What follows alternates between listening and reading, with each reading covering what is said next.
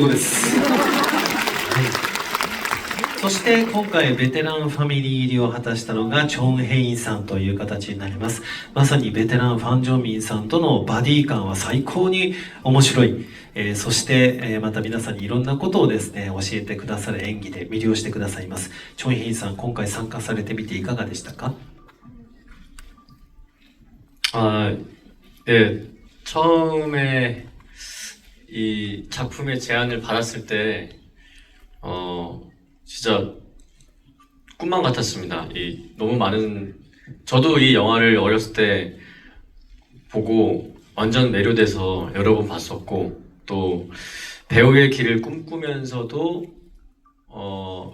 꿈꾸는 와중에 그 학생 때 이 영화를 봤었단 말이에요. 그래서 이 시리즈에 합류하게 돼서 정말 꿈을 이룬 느낌이었고, 한편으로 되게 부담스러웠습니다. 네. 最初にこの作品のオファーをいただいた時には本当に夢のようでした。私も学生の頃にこの作品を見て、ベテラン1を見て魅了されていましたので、なおさら夢のように感じられました。そして俳優としての一つの夢でもあるというふうに言えると思います。学生の頃この作品を見ていましたので、この作品に合流できてまるで夢が叶ったような気持ちでした。そして一方ではプレッシャーも感じていました。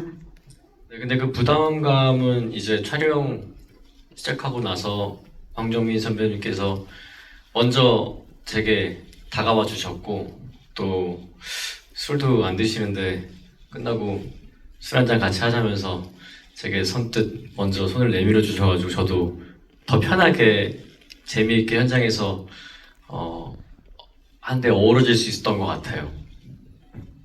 そしてプレッシャーは感じていたんですけれども、撮影が始まった後はファン・ジョンミン先輩が自ら私の方に歩み寄ってくださいました。そして普段お酒をお飲みにならないんですけれども、一杯やろうと手を差し伸べて誘ってくださったんですね。なのでとても気楽な気持ちで、そして楽しく撮影ができました。